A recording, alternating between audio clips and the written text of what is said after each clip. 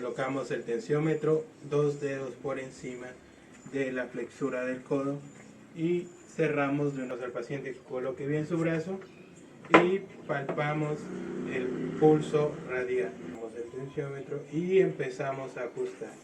Al sentir el pulso radial hemos conseguido colapsar la circulación y ahora podemos, con ayuda del fonendoscopio, escuchar a nuestro paciente.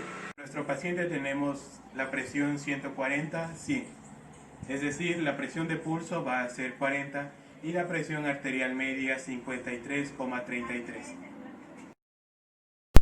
Cuando el flujo sanguíneo se mantiene en equilibrio a través de un vaso sanguíneo, el flujo se produce de forma aerodinámica.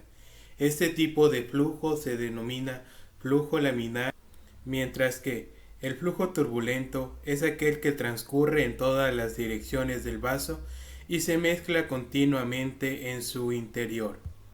Entonces, al usar el tensiómetro vamos a ejercer una presión superior a la presión sistólica, colapsando las paredes arteriales, impidiendo el flujo. Disminuimos la presión del tensiómetro hasta que sea menor a la presión sistólica. Empezará a fluir la sangre de forma turbulenta por la arteria semicolapsada. El primer ruido escuchado con el fonendoscopio corresponde a la presión sistólica. Seguimos disminuyendo la presión del tensiómetro. Los sonidos van disminuyendo hasta desaparecer. El último sonido escuchado corresponde a la presión diastólica.